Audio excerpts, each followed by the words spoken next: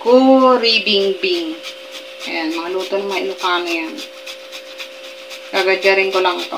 Kamuting kahoy ito. Kamuting kahoy or bilanghoy. Mag-add tayo ng 1/2 cup na wash sugar. Tapos, ihalo lang natin to. Ito ang kamuting kahoy na ginagad ko. Hindi ko na to pinigaan. Sugar. Nag-add pala ako ng dahon ng saging. Laplat lang natin ito. Parang ano tayo ng i-grill natin ito. Then, parang i-grill natin yan ng 30 minutes. Para siyang bibingka style ang pagluto. Wow! Ang ganda! Kuribingbing. Tawag dito ay kuribingbing. Natural ng pagluto natin. Lagyan natin ng dahon ng saging dahil marami tayong dahon ng saging. Ang ganda, oh. So healthy, guys. No oil. Almost 30 minutes ang gagawin natin. 15 minutes side by side. Tingnan natin. Okay na. Set aside na natin ito at atin nang i-almusal with black coffee. Wow.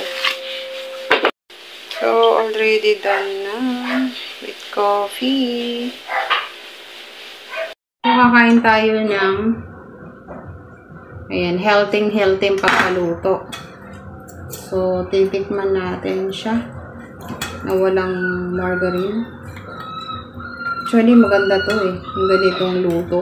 Healthy. Normal. Almusal. Yummy. Malalasahan mo talaga yung kamuting kahoy, bilanghoy. Yung sugar niya, kaunti lang. Black coffee, no sugar. This is perfect.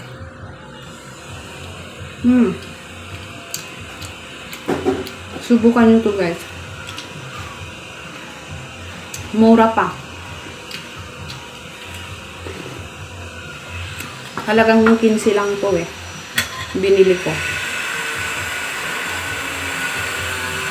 Kalahating kilo. Binagdag pa. Bingo.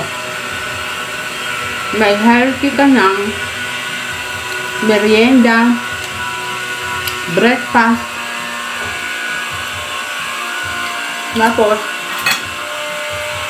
lagyan naman natin yung may margarine.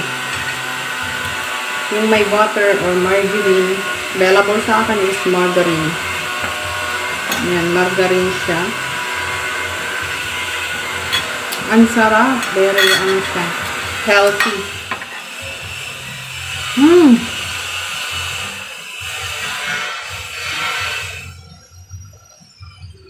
Hindi ako makapagsalita sa sarap. Saka mainit.